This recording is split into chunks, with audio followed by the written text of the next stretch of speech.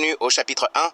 Une escouade a été réunie pour entrer dans un donjon d'Antibes de E, le donjon plus facile. Une fois à l'intérieur, le donjon mute et devient plus difficile. Et des monstres terribles arrivent. Nous voyons le chef de l'escouade en pleurs pensant à sa famille, ne voulant pas mourir mais plutôt vivre. Ils sont bloqués dans un manoir avec des monstres extrêmement forts pour eux. Il s'apprête à s'enfuir après que la porte se soit ouverte sous le regard craintif de Jinwo. La situation était ce que tous pouvaient s'en aller sauf un seul. Jinwo demanda aux autres de s'en aller dès que la porte s'ouvrira. La jeune soigneuse tétanisée hésita à partir, ne voulant pas abandonner notre protagoniste. Tous partis, Jinwo décida de rester avec des monstres étranges et sans limite, disant adieu aux autres qu'il les rêverait dehors. Une fois seul, il pointait sa lame vers eux, avec les yeux rouges et sans sang. Rendre compte, il fut transpercé par la lame d'un monstre. Allongé au sol, il ne voulait pas mourir, il voulait vivre. Et si seulement il avait une autre chance, s'interrogea-t-il. Une fenêtre de statue apparut avec pour mot déblocage de quête. Vous avez compté les conditions nécessaires. Il accepta d'y être le joueur. Il se réveilla à l'hôpital, se demandant si était un rêve.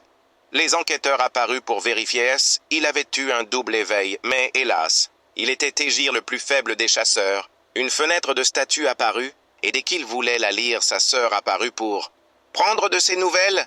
Il essaya de dire à sa sœur qu'il a un mail, mais il était le seul à voir cette fenêtre. Il devait accomplir les tâches ou avoir une pénalité. Sans pompe, abdos, flexion et course de 10 km.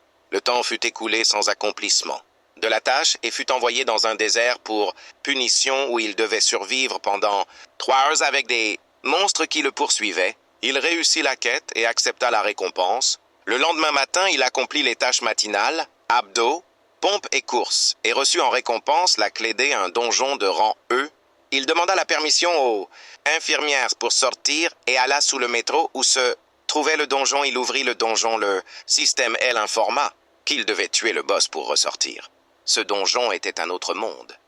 Un monde alternatif rempli de pièges et de monstres. Et il se demandait si le système attendait de lui de battre les monstres, de devenir plus fort, plus puissant et plus dangereux et surmonter tous ces obstacles sans l'aide de personne. Il descendit des centaines de marchés, des escaliers sombres où on ne pouvait apercevoir de la lumière.